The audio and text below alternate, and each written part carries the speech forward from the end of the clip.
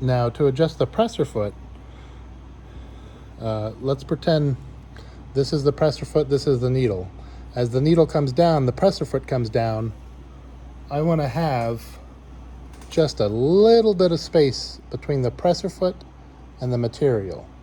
Now we're talking about 1 millimeter.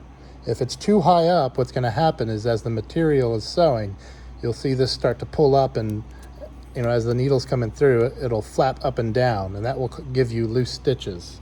So we got to keep that presser foot just about 1 millimeter above the piece that we're sewing. So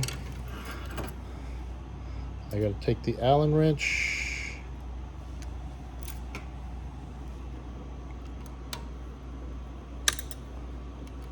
loosen it up,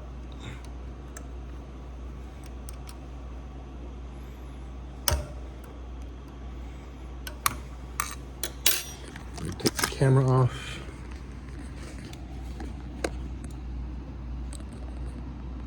You want to give, when you adjust this goes from side to side, so you got to adjust it to where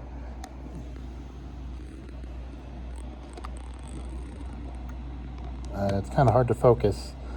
You want to center the presser foot around the needle with about equal space all the way around.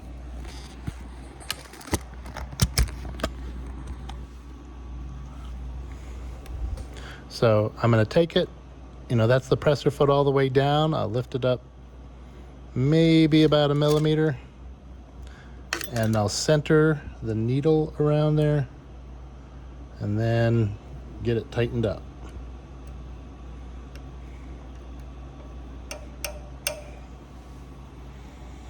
Okay, and then I can go needle up,